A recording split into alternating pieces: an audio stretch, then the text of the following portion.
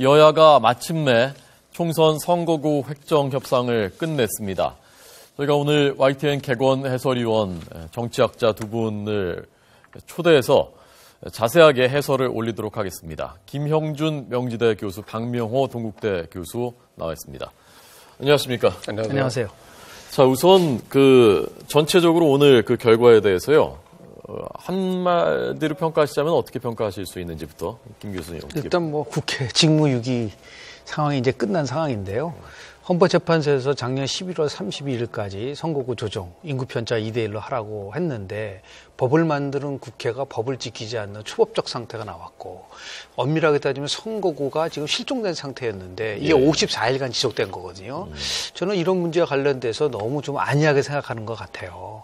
국회라는 것이 중요한 기능이 대표 기능도 있고 법을 만드는 기능도 있고 하지만 결국 갈등을 조정하는 기능, 더 나아가서 새로운 인물들이 들어가서 뭔가 변화를 줄 수 있는 충원 기능도 있거든요. 그런데 실질적으로 이렇게 선거 획정이 늦어지다 보니까 엄밀하게 따지면은 정치 신이라든지 원외 인사들이 현역 의원들보다 훨씬 불리한 상황에서 선거를 칠 수밖에 없는 것을 근 2달 동안 방치했다는 것은 이거는 아마 이 선거 이후에도 우리가 한번 반드시 짚고 넘어가야 되고 또 4년 후에 이런 일이 반복될 수밖에 없는 아주 나쁜 구조를 안고 있기 때문에 저는 이제 끝이 아니라 시작이다라고 저는 봅니다. 새롭게 바뀌어야 된다고 보죠. 네, 박 교수님. 네, 말씀하셨지만 최근 국회 중에서는 두 번째로 늦게 선거구 획정이 됐습니다. 이제 선거구 획정이 26일 날 본회의에서 처리되기로 했기 때문에 총선을 43일 앞두고 이제 확정되는 거고 그 전에 가장 앞섰던 게 이제 37일 전에 의석이 이제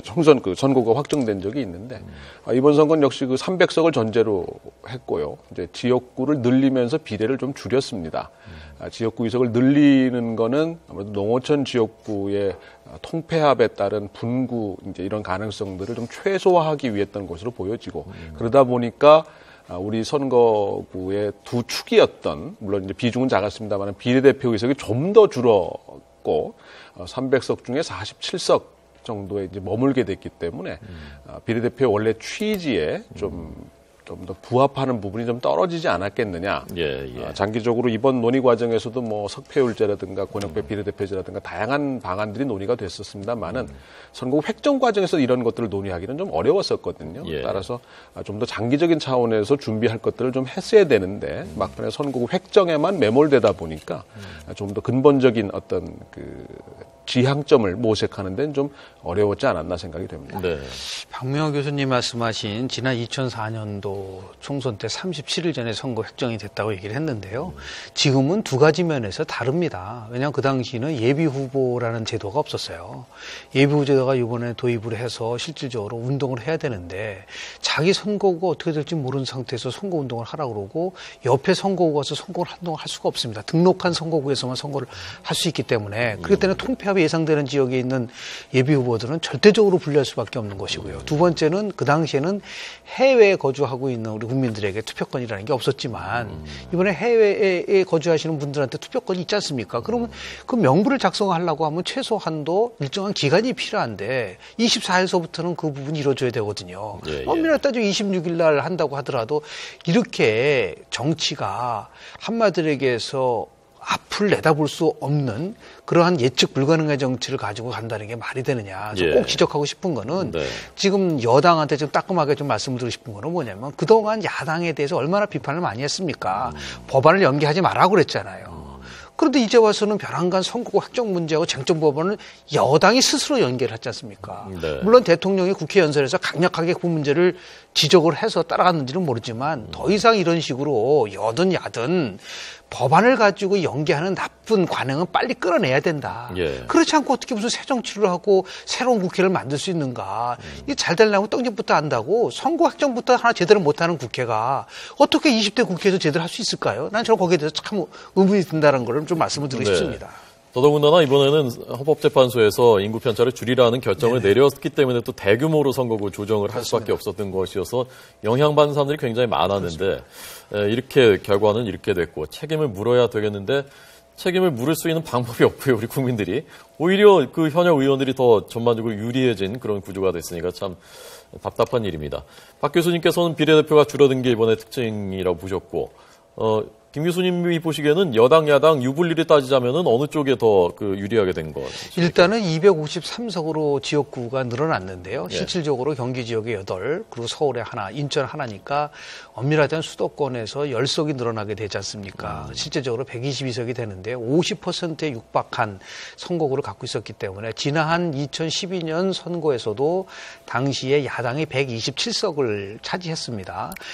많이 차지한 거죠. 예. 그런데 실질적으로 보면 246에서 이제 비례대표까지 127석인데 수도권에서 어느 정당이 의석을 차지하냐가 굉장히 중요한 바로미터가 될 수 있었거든요. 이번에도 보니까 물론 이제 지역구가 수도권이 많이 늘어나니까 어떤 형태든 간에 물론 3당 차지가 됐기 때문에 2012년과 비교를 한다는 건 좀 문제가 있지만 네. 여전히 수도권에서는 여당보다는 야당이 강세인 것이 사실이고 그런 면에서 봤을 때 야당에게 조금 유리한 그런 지형이 만들어지지 않느냐라는 걸 보고요. 또 선거 막판에 실질적으로 지금은 뭐 거의 부정하고 있지만 당대당의 연대는 없지만 지역구 자체에서 후보 간의 단일화가 이루어질 경우에 수도권에서 아마도 여당이 야당보다는 불리하게 전개될 수밖에 없지 않겠습니까? 그런 상황 속에서 수도권에 지역구가 늘어난다는 것은 유비를 따져본다면 아마도 여당보다는 야당에게 조금 유리한 국면이 만들어지지 않을까라는 생각을 합니다. 교수님 어떻게 보십니까? 예, 뭐 적절한 지적이라고 생각이 됩니다. 아무래도 야권이 상대적으로 우세를 보여왔던 곳이 수도권이었기 때문에 또 수도권에서 10석이 또 늘었고요. 예.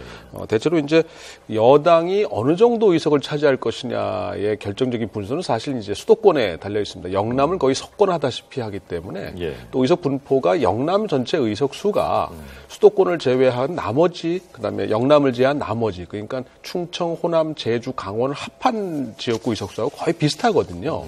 지난 선거 때는 67대 67이었는데 이번엔 65대 66인가 정도가 되기 때문에 수도권에서의 승부가 결국 여당의 의석을 결정할 거고 이건 다시 말하면 이제 야당의 의석을 야권의 의석을 결정하게 될 것이라고 볼 수 있는데 말씀하신 것처럼 야권이 전반적으로 우세할 수밖에 없는 게 이제 수도권 선거의 여태까지의 특징이었지만 이번 선거의 경우 이제 삼각 경쟁 구도거든요. 특히 이제 전국 지난 선거를 기준으로 보면 한 40여 개 정도 선거구에서 5% 미만으로 이제 선거의 결과가 결정이 됐기 때문에 이들 선거구에서 이제 야권표 분열이라고 하는 부분이 최종적으로 우리 김 교수님 말씀대로 분명히 일부 지역에서는 야권 연대나 단일화가 이루어질 겁니다. 근데 이 당대 당이냐 또는 전반적으로 이루어지냐의 차원에 따라서는 지역별로 상이한 결과를 가져올 수 있다라고 하는 거고 그다음에 이제 지역구 선거가 이제 253개가 동시에 진행되는 선거이기 때문에 지역구별 상황이 권역별로는 유사할 수 있어도 지역별로 가면 상당히 다를 수 있다라고 하는 부분이 있거든요. 따라서 수도권 전체를 보면 야권이 우세할 수 있지만은 이 삼각 경쟁의 문제를 과연 막판에 가서 어떻게 처리하느냐가 관건이 아닐까 생각이 듭니다. 네. 두 분의 공통된 견해는 수도권이 승패를 좌우할 것이다. 그리고 선거 연대가 야권에서 어떤 식으로건 있긴 있을 것 같다라는 것이 공통된 부분이었습니다. 자, 그러면 구체적으로 지역별로 어디가 어떻게 줄고 늘고 그래서 어떻게 판세가 바뀔 것으로 보이는지 먼저 수도권 말씀하셨으니까 수도권부터 가보도록 하겠습니다. 먼저 서울 인천입니다. 서울은 전체적으로 한 석 늘고 인천도 한 석 늘고 이렇게 된다면서요? 서울 같은 경우 원래 이제 48석이었었는데요. 네. 중구 지역이 인구가 적기 때문에 옆에 있는 이 성동구 가불과 서로 합쳐지면서 중동, 성도감, 을로 나눠집니다. 그래서 한 석이 줄어드는 대신에 강남이 실질적으로 이번에는 작년도 10월 30일 인구 기준으로 해서 14만 명, 28만 명을 하고 있거든요. 최저는 14만 명, 최고는 28인데 그렇기 때문에 강남이 지금 가불로 되어 있는데 병으로 분리될 수밖에 없고요. 또 강서 지역이 실질적으로 굉장히 많이 늘어났기 때문에 거기도 분구를 해야 됩니다. 그래서 두 개가 분구가 이루어지고 한 개가 통합이 이루어지기 때문에 서울은 전체적으로 한 석이 늘어나게 되는 49석을 갖게 되는 거고요.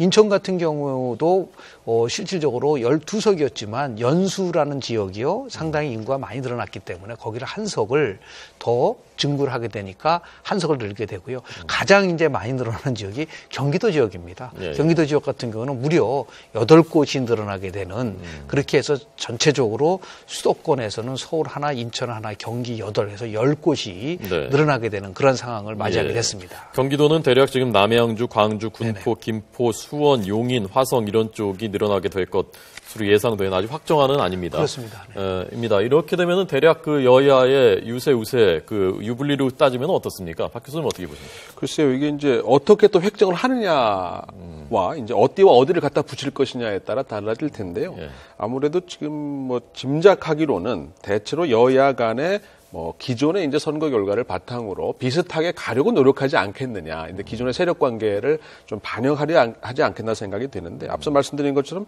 수도권에 특히 이번에 그 분구가 또 증구가 되는 지역들은 대체로 신도시가 이제 생겼거나 그래서 젊은 층의 유입이 상대적으로 많은 곳이기 때문에 수도권의 인구가 서울 등이 줄면서 이제 경기도 지역으로 이주를 많이 하게 되고 따라서 2030 세대가 상대적으로 좀 많을 가능성이 높지 않겠느냐. 따라서 야권 성향의 이제 유권자들이 좀 더 유입된 곳이지 않겠느냐. 따라서 야권이 좀 더 상대로 유리한 지역구들이 좀 더 생기지 않겠는가 이렇게 예상이 됩니다. 근데 이제 흥미로운 거는요. 네. 물론 이제 선거 획정을 어떻게 할지는 모르겠지만 이제 강남이 이제 가을에서 이제 병으로 나눠지게 되는데요. 이것을 어떻게 자르냐에 따라서 강남병이 뭐 여당한테 유리할 수도 있고, 예, 강남병이 아주 과거와는 달리 야당한테 유리한 지역이 될 수가 있습니다. 예를 들어서 구룡마을 중심으로 해서 내곡동 그쪽 중심으로 해서 임대주택이 많은 지역으로 병이 잘려져 버리면 지금 송파도 보면은 가불병으로 있는데요. 송파병에는 지금 뭐 김을동 의원이 현역 의원이지만 과거에는 단 한 번도 여당이 돼본 적이 없었었어요. 그 지역 구성 자체가 예를 들어서 강남에 있는 가불과 다른 지역으로 나오게 되면 정책 상상력을 동원하면은 분명히 강남병 쪽에 나름대로 수도권에서 좀 바람을 일으키기 위해서 저는 더 민주당에서 거물이 강남병으로 나갈 가능성이 굉장히 크다고 봅니다. 그럴 경우는 아주 굉장히 박빙의 승부가 이루어질 것이고 수도권 전체가 일종의 그 하나의 여야의 대결 구도가 만들어질 수 있기 때문에 물론 이제 저는 뭐 선거 획정이 어떻게 된다고 단정을 못했기 때문에 다만 그런 변수는 남아있을 수 저는 있다고 봅니다. 네. 강남병이 새로운 격전지가 될 수 있겠다. 저는 그렇게 뭐 조심스럽게 한번 좀 전망을 해봅니다. 예. 강남에서 초유의 야당 의원이 그렇습니다. 등장할 수 있는 가능성이 있다. 획정 어떻게 하느냐에 따라. 인천 쪽은 연수는 여기 그 민경욱 전 대변도 가 있고 여당 쪽이 좀 강한 지역인가요? 연수는 이제 황우여 의원의 지역구죠. 상대적으로 인천에서 여당세가 좀 우세했던 지역이고 황우여 의원이 아마 5선을 이 지역에서 했던 지역이기 때문에 기존의 결과로 보면 새누리당이 우세한 지역이라고 봐야 될 것이고 그것이 이제 분구가 되기 때문에 그 전통이랄까요 어떤 관성을 그대로 가져가지 않겠느냐 이제 예상이 되는 거고 따라서 야당 쪽보다는 여당 쪽의 공천 경쟁이 좀 그 심각한 정도 아니겠느냐 좀 강하지 않겠느냐 그래서 두민 시성을 가진 분이 아마 경쟁을 하는 구도가 아닌가 생각됩니다. 한 분 이름을 제가 얘기했으니까 한 분도 얘기를 해야 될 것 같은데요. 민현주 의원이죠. 비례대표 의원이죠. 네네네. 자, 그 다음 지역으로 한번 그러면 이제 수도권 지나서 다음 지역으로 가보도록 하겠습니다. 다음 충남 대전입니다. 충남 한 곳이 늘고 대전에 한 곳이 느는군요. 원래대로 하면은 이제 흥미로운 거는요. 충청도의 인구와 호남의 인구를 비교를 해보면 최근에 호남의 인구보다는 충청도의 인구가 많았었습니다. 그런데 2012년까지만 해도 호남 지역보다는 그 충청 지역의 지역구가 5석이 적었었어요. 그래서 이거 문제 제기를 한 겁니다. 이거 인구 편차 방식만이 아니라 이거는 폐하 등가성에 문제가 있다고 해서 전남 한 곳, 전북 한 곳은 줄어든 방면에 이번에는 이제 충남이 한 곳이 늘고 그리고 대전이 한 곳이 늘면서 실질적으로 충청권 전체에서는 2석이 늘게 된 거죠. 그러니까 충청북도는 뭐 그대로인데요. 그 대전 같은 경우는 이제 유성 지역구가 실제적으로 굉장히 크게 인구가 늘어났기 때문에 거기는 분구가 될 수밖에 없는 그런 상황이죠. 충남이 줄어드는 곳이 지금 그 부여청양 이완구 의원이 있는 전총리 있는 곳, 그다음에 공주 박수현 의원이 있는 곳.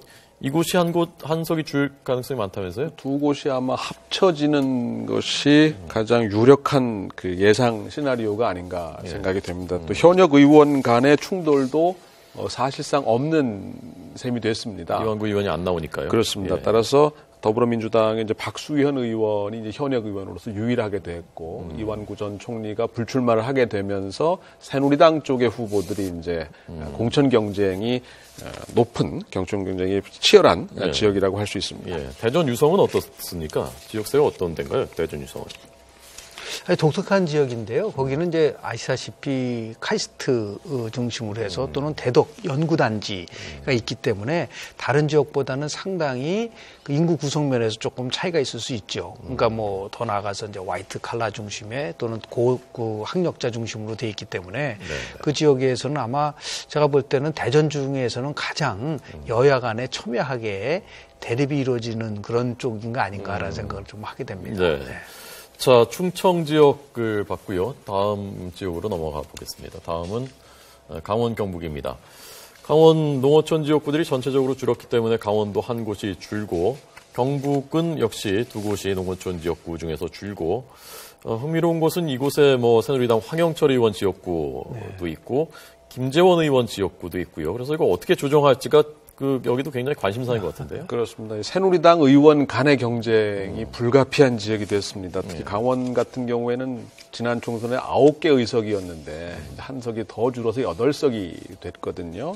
따라서 면적은 우리나라에서 가장 넓은 지역임에도 불구하고 인구수가 적기 때문에 아마 지역 대표냐 인구 대표냐를 했을 때 우리 같은 제도 상황에서는 일단 우선순위를 둔다면 인구 대표를 우선할 수밖에 없는 상황이고 그 과정에서 강원도가 일부 피해를 좀 본 것이 아닌가 생각이 됩니다. 황영철 의원의 홍천 횡성 지역이 이제 결국은 어디론가 이제 붙어야 되는데 이게 이제 연쇄 이동이 불가피하지 않나 생각이 됩니다. 그래서 인근의 철원, 화천, 양구, 인제라든가 속초, 고성 등과도 연동이 돼서 이제 이 선거구 획정이 될 수밖에 없는 상황이고요. 결국은 이제 모두 현역이 새누리당 의원인데 경북과 마찬가지로 새누리당 의원 간의 공천 경쟁이 불가피하지 않겠냐. 적어도 셋 중에 둘만이 생존할 수 있는 상황이 벌어졌기 때문에 서로 간에도 참 입장이 곤란하지 않을까 생각합니다. 곤란하겠습니다. 이게 실제적으로 선거획정위원회가 10월 13일까지 선거획정을 하기 이전에 아주 처음에 만들었었던 안이 244까지는 확정이 됐었고 나머지 두 석을 어떻게 정하느냐에 따라서 경북과 그리고 강원도와 혼합을 가지고 굉장히 그 문제 때문에 깨진 거거든요. 네네. 그 당시에 이제 강원도 같은 경우에다가 한 석을 실제적으로 줄이는 것보다는 농어촌 지역이기 때문에 이와 같이 아예 선거구 홍천 횡성 선거 지역구가 없어지니까 또 5개의 선거구가 묶여가지고 한다는 것은 이 지역구 관리상 굉장히 어려움이 있기 때문에 그러한 특수성을 상황해서 강원도에 대해서 예를 들어서 조금 다른 그런 그 고려를 하자고 하는데 그게 깨져버린 거예요. 실은 그래서 이렇게 굉장히 질질 끌게 됐었는데 그만큼 이제 강원도의 선거구 획정 문제는 참 인구가 적기 때문에 지역은 굉장히 넓은데 지역 대표성과 인구 대표성에 아주 첨예하게 충돌된 그 강원도 지역이라고 볼 수 있습니다. 예. 자, 다음 지역으로 이제 넘어가 보겠습니다. 다음은 호남입니다. 호남은 광주는 그대로고요. 광주도 한석이 조정이 있죠. 조정이 증감은 되는 없고 거죠. 조정이 있어서 증감은 없고 전북이 한 석이 줄고 전남이 한 석이 줄고 그래서 새누리당 지역에서 준 만큼 이쪽에서도 뭐 줄고 뭐 이렇게 해서 대략 균형을 맞춘 건데요. 전북은 어디가 지금 그 무주, 진안, 장수, 완주 저쪽이 줄어들게 될 가능성이 높은 거군요. 전북도 이제 한석을 줄여야 되기 때문에요. 이제 어떻게 이 또 조합을 맞추느냐가 이제 중요하지 않을까 생각이 됩니다. 말씀하신 것처럼 정읍, 남원, 순창, 고창, 부안, 진안, 무주, 장수, 임실 등이 이제 그 개편 대상에 올라 있는데 여기도 이제 더민주와 국민의당 소속 의원들, 특히 여기 더민주 의원들이 현재는 많은 상황이기 때문에 더민주 의원 간의 경쟁이 불가피하지 않을까. 그러니까 누가 이제 공천을 받을 수 있겠느냐를 가지고 경쟁할 수밖에 없지 않나 생각이 됩니다. 네. 전남 쪽은 지금 그 황주홍 의원이 있는 이번에 탈당한 황주홍 의원 지역구를 어디 붙이느냐. 아니면 또 그 이정현 의원 지역구에서도 순천 곡성에서 곡성을 어디 떼는 방안도 검토된다면서요? 그러니까 이제 이런 식으로 이제 한계를 만들어서 하는 과정 속에서 뭐 이거는 뭐 저희들이 전혀 예측을 할 수가 없는 상황이거든요. 그러니까 선거획정위원회에서 볼 때는 이제 몇 가지의 원칙을 지금 갖고 시작을 했거든요. 조밀성에 대한 문제라든지 또는 경계를 예를 들어서 전혀 다른 쪽을 갖다가 합칠 수는 없지 않겠습니까? 그래서 또는 이제 지세라든지 교통이라든지 이런 거를 하도록 실은 선거법에 규정이 돼 있습니다. 근데 문제는 뭐냐면 원칙적으로는 시군국 분할을 안 하지만 아주 예외적인 경우에는 같이 함께 한다. 그러니까 예를 들어 뭐 나중에 나오겠지만 특정한 지역에서 일부러 떼어가지고 갖다 집어넣으면서 조정할 수밖에 없는. 그것은 왜 그러냐면 원래대로 따지면은 100여 곳의 그 선거구 확정이 재편이 이루어져야 될 수밖에 없는 거였거든요. 인구 편차가 2대1 방식으로 하다 보니까. 근데 이것을 최소화시키려고 하다 보니까 할 수 없이 그런 면에 조금씩 이제 서로 다른 선거구를 붙이고 띄우고 하는 이런 식의 일종의 뭐 게리맨더링은 아니지만 나중에 누군가가 이거는 게리맨더링이다라고 문제 제기를 한다고 했을 때 그 논란의 여지는 있을 수 있다고 저는 봅니다. 특히 순천 곡성 중에서 곡성이 이정현 의원 그 고향이고 강세 지역인데 여기를 떼게 되면은 그 이정현 의원 입장에서는 승패가 갈릴 수도 있는 건가요? 그렇지는 않는 것이요. 이제 순천의 인구가 워낙 많습니다. 지난번에 순천 곡성도 한 9대1 정도로 곡성의 인구가 워낙 적었고 순천은 대도시격이죠. 그쪽 동네 입장에서 보면. 따라서 순천이 어차피 하나의 독립선거구화 될 가능성이 높고요. 이제 곡성이 이제 문제인데 곡성은 아마 우윤근 의원의 옆 지역구로 합하는 방향이 되지 않을까 생각이 되고 이정현 의원은 그렇게 되면 이제 곡성보다는 순천 쪽으로 택할 가능성이 좀 높지 않을까 생각이 됩니다. 네. 자, 그 또 하나 관심사가 부산은 이번에 그 증감은 없습니다만은 거기에 유기준, 김무성, 정의화 이 지역구 중에 한 개가 없어지게 될 가능성이 높다면서요? 뭐 강력한 시나리오는 이제 정의화 의장님께서 불출마 선언을 했는데 중구하고 동구가 있는데요. 중구하고 동구를 서로 각각 서구하고 다시 얘기해서 영도로 찢어서 선거구 자체가 없어지는 그런 상황까지 왔는데요. 참 의장님께서 한번 그 얘기한 것도 내 선거구를 꼭 지키겠다. 내가 나오고 안 나오고를 떠나서 그런 얘기를 하셨지만 엄밀하게 따지면은 뭐 이렇게 인구 조정 과정 속에서 중구 동구가 다른 쪽으로 각각 분리될 수밖에 없는 그런 운명에 처했다고 볼 수 있습니다. 다만 이제 양산 같은 경우는 이제 인구수가 이제 많기 때문에 양산은 이제 나름대로 이제 분구가 될 수밖에 없는 상황. 그래서 전체적으로 보면 부산에서는 뭐 큰 변동은 없지만 그 두 지역이 아마 변화가 있을 거라고 봅니다. 정의화 의장 지역구와 같은 상황이 경남에서 이제 한 군데 더 벌어지게 되는데요.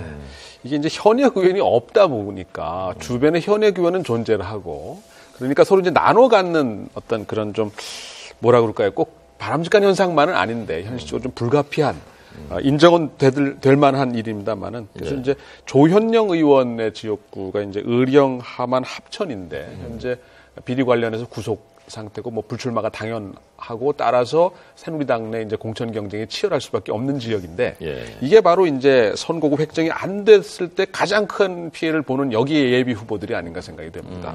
의령, 함안, 합천이 결국 옆 지역구로 전부 쪼개져 버리는 거거든요. 근데 이분들은 의령, 함안, 합천을 대상으로 선거 운동을 해 왔는데 둘이든 하나든 간에 쪼개져 나가게 되면 결국 나머지는 새로운 지역에 가서 선거 운동을 했어야 된다라는 얘기고 또 거기는 현역 의원이 존재하는 곳이다라고 하는 면에서 보면 상당한 정치적 불이익을 받을 수밖에 없는 거 아니냐. 선거구 획정이 늦어진 것에 따른 가장 큰 현실적인 정치적인 피해를 보는 사례가 아닌가 생각이 듭니다. 왜냐하면 자기가 의령, 함안, 합천에다 등록을 하면요. 옆에 있는 지역구 가서 선거운동을 할 수가 없습니다. 지금 규정상 선거법 위반이거든요. 그런데 현역 의원 같은 경우는 상대적으로 예비 후보들보다는 의정활동에 대한 것들을 가지고서 할 수 있는 부분들이 있기 때문에 이런 것들이 지금 우리 박 교수님 말씀하신 것처럼 왜 선거 획정을 원칙대로 정확하게 정해서 해야지만이 공정한 선거로 해야 되는데 이거는 보이지 않는 불공정 선거가 될 수밖에 없기 때문에 저는 선거 이후에 걱정되는 게 이 문제와 관련돼서 분명히 법적 소송도 제기될 가능성이 저는 있다고 봅니다.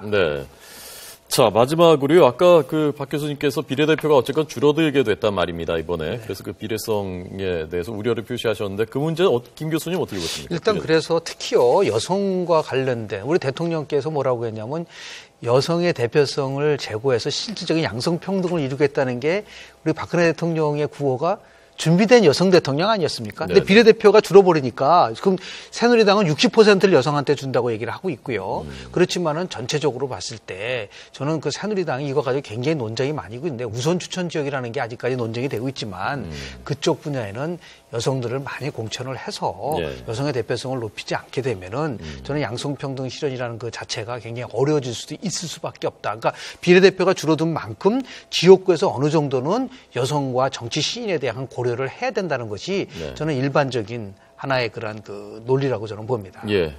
자, 지금 상황을 다시 한번 설명드리면 선거구 획정은 오늘 합의가 됐고요. 그래서 중앙선관위 산하에 있는 선거구 획정위로 일단 넘겼고 법적으로 거기 거쳐야 되기 때문에 거기서 이제 지금 저희가 말씀드린 것들을 최종 확정해서 다시 국회로 오면 국회에서 법안을 처리하면 확정이 되는. 일단 그렇게. 확정위가 25일 안전행정위에다가 놓게 되면요. 거기서 심사를 해서 26일 본회의에 처리한다는 게 지금 돼 있고요. 만약에 안 되면 29일 본회의까지도 하는데 26일 날 본회의로 처리하는 것이 저는 타당하다고 봅니다. 예.